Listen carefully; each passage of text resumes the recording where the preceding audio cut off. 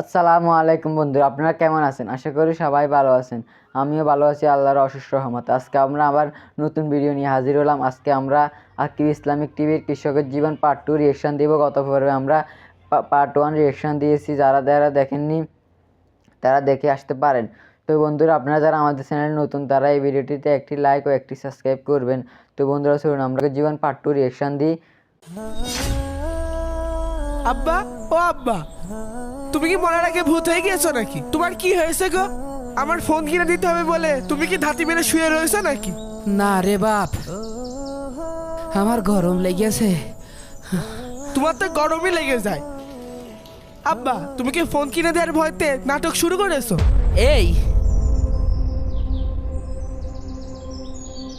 ও আল্লাহ, এ কি উদারে জন্ম দিয়েছি আমি। এই জায়গাটাই অসুস্থ। ও ফোন ফোন করে মরে যাচ্ছে। দেখতে পাচ্ছিস না আমি মরে যাচ্ছি? আব্বা, সেই ছোটবেলাতেই তো দেখে আসছি তোমার বিয়ার আম লেগেই আছে, তা তুমি তো মরছো না। আব্বা শোনো, মরার আগে আমার ফোনটা একটু দিয়ে মরো। আরে আমার কপাল, আমার এই ছেলেটার আমি কি করে বুঝাই যে এর আমি কতটা ভালোবাসি। তোর মা মরে গিয়ে তো বাইসেছে, তোর দিয়ে গেছে আমার ঘরের পারে। তোর ছোটবেলায় মাদ্রাসায় ভর্তি করলাম, তুই সেখানে পড়লি নে, কলি যে স্কুলে ভর্তি হবি। তোর আমি নিয়ে যাই স্কুলে ভর্তি করলাম, পড়লি নে, কলি যে কাজ করবি। প্রথমে যে ভাটাই কাজ করলি, তারপর যে রাজমিস্ত্রিতে কাজ করলি, এখন আবার কারেন্ট মিস্ত্রির কাজ করছিস। একদিন কাজ করিস তো 5 দিন কাজ করিস নে, তাহলে তোর আমি টাচ ফোন কি করে কিনে দেবো? আব্বা, তুমি তো আমার জন্ম দিয়েছো, তা তো আমি বুঝলাম, কিন্তু জন্ম বাধার কি দিয়েছো আমার একটু বুঝাও দিনি। ওই রহিম কাকার ছেলে দেখো, ভাটাই কাজ করে দামি মোটরসাইকেল চালাচ্ছে, ফোন চালাচ্ছে, আর তুমি আমারে কি দিয়েছো? আমার কাছে তো কিছুই নেই আব্বা। আমি তোর কিচ্ছু দিইনি না। কি দিয়েছো তুমি আমার? এ, ওরে বাবা, খাইতে ওরে বাবা, এটা করে গেল রে। তোর তো কপাল হাসড়িয়ে নি। ওরে আল্লাহ গো, ওরে আল্লাহ, ওরে তুই মরতে পারিস না। আল্লাহ। তোর টাচ ফোন লাগবে, আমি মরে যাচ্ছি, তোর টাচ ফোন লাগবে না। বাবলু ভাই, আপনি এই ঝড় বৃষ্টির মধ্যে এই ভর গ্রামে আসলেন কি জন্য? কোন দিনই? আরে 15 দিন আগে একটা গাছ লাগাইছি, সে গাছের ফল এখনো পালাম না।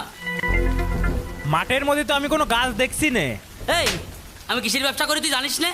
আরে আকিবির 15 দিন আগে আমি টাকা দিয়েছি, গাছটা যে লাগালাম ফলটাও দেবে না। 15 দিনের মধ্যে একটা টাকাও পালাম না। চল ওই দাওর বাড়ি। আচ্ছা তাহলে চলেন। এই, আকিব ভাই, এবার চলে বেরো। আরে বাবলু ভাই, আপনি এই ঝড় তুফানের ভিতরে আমার বাড়ি? তোর জন্যই তো আমার ঝড় তুফানের মধ্যে আসা লাগলো। তোর যা 15 দিন আগে টাকা দিয়েছি, তোর সাথে কি কথা ছিল আমার? আমি যে গাছটা লাগালাম সে ফল তো আমি একদিনও খাতে পারলাম না। তুই আমার সাথে একদিনও দেখা করেছিস? ভাই, আপনি এই সামান্য টাকার জন্যই এই ঝড় তুফানের মধ্যে চলে আসলেন। আপনি কি নিষ্ঠুর মানুষ। ও, এখন তোমার এই কথা মনে হচ্ছে? যখন তোমার উপকার করিলাম তখন তোমার এই কথা মনে হইল না? না বাবলু ভাই, আপনার কাছ থেকে 20,000 টাকা নেওয়ার পর থেকে ভাই আমার কোনোভাবে অভাব কাটছে না ভাই। ভাই, সে ধান লাগাইলাম, বৃষ্টিতে ধান ভাইসে গিয়েছে ভাই। আবার এই কিছু টাকা ঘরে দিলাম ভাই। ঘরটার অবস্থা দেখেন ভাই, ঘরটা ঠিকঠাক করতে পারেনি, অমনি বৃষ্টি শুরু হয়ে গেছে ভাই। আবার এর মধ্যে দিন রাত ছোট ছেলেটা টাচ মোবাইলই কথা কয় ভাই। ভাই, আমি তো কাজ করতে পারছি না, ধান বিক্রি করতে না পারলে আপনার টাকাটা কিভাবে দেবো ভাই? ভাই, আমার 10টা দিন আরো সময় দেন ভাই। ওইসব তাল বাহানার কথা তো ভাই আমার শোনায় লাভ নেই। আছে, আমি গাছ লাগাইছি, ফল খাবো, এটাই আমার ব্যবসা। ভাই, আপনি আমার একবার পারমিশন দেন খালি। আমি ওর ঘর ভাঙচুর করে মালপাতি যা আছে সব নিয়ে চলে আসছি, তাহলেই তো আপনার টাকা শোধ হয়ে যাচ্ছে। ও তাই কর, ও তাই করা উচিত। যা। জি ভাই, যাবো। ভাই ভাই, আপনার পায়ে ধরি ভাই। ভাই, এমন কিছু করেন না ভাই। ভাই, আমার একটা মাত্র ঘর ভাই। ভাই, আপনি আর 10টা দিন সময় দেন ভাই। তোরা 10টা দিন সময় দিতে পারবো না। এই ঝড় তুফানের মধ্যে আমার যখন আশা লাগলো, তুই আজ বিকেল 5টার মধ্যে আমার টাকা দিবি, নাই তোর অবস্থা খারাপ আছে। এই চল। চলেন ভাই, চলেন। ভাই, আল্লাহ, 20,000 টাকা সুদে নিয়ে কি বিপদে বললাম। আল্লাহ, এ কি বিপদে বললাম। মানুষের টাকা পয়সা দিয়ে উপকার করে মানুষের পিছনে ঘুরতে ঘুরতে পা সুতো ছিঁড়ে গেল। নেওয়ার সময় নেবে, দেওয়ার সময় আর কারোর মনে থাকে না। বাবলু ভাই, আসসালামু আলাইকুম। ওয়ালাইকুম আসসালাম। কেমন আছেন? তোরা কি ভালো থাকতে দিয়েছিস? কে ভাই, আমরা আবার কি করলাম? তোর টাকা দিলাম 20,000, 16 দিন হয়ে গেল, আমি কি ফল খাতে পারিছি? দুঃখের কথা কি আর কব ভাই। আপনার কাছ থেকে 20,000 টাকা সুদে নিয়ে জীবনে যদি কোনো ভুল করে থাকি, তাই এইটাই ছিল সবচেয়ে বড় ভুল। টাকা নেওয়ার সময় মুখটা ছিল চাঁদের মতো উজ্জ্বল, আর দেওয়ার সময় মুখটা কালো। নেওয়ার সময় হই হই, আর দেওয়ার সময় খই খই, না? যাই হোক ভাই, যা নিছি। এই যে আপনার 15 দিনের লাভের টাকা, এই যে ফল 3000 টাকা। কালকে যে ঝড় তুফানের মধ্যে তোর বাড়ির পর গেলাম, এক গ্লাস পানিও তো খাতি দিলি না। খুব তো নাকে কানলি যে ভাই 10 দিনের মধ্যে টাকা দিতে পারবো না নে। এখন একদিনের মধ্যে টাকা কনতে নিয়ে আসলি, তুই তো খুব সিটার রে। না ভাই, আমি চিটার না। টাকাটা যে কিভাবে ম্যানেজ করলাম শুনবেন? শোনেন। শোন, টাকা তোরা আমি 5,000 দিচ্ছি, ঠিক আছে, কোনো সমস্যা নেই, কিন্তু একটা শর্ত আছে। কি শর্ত? অন্যান্যরা সবাই 1020 টাকা করে নেয়, কিন্তু আমি এখন তোরা নগদ দিচ্ছি, আমারও 40 টাকা করে দেওয়া লাগবে। কি বলেন ভাই, এটা বেশি হয়ে যাচ্ছে।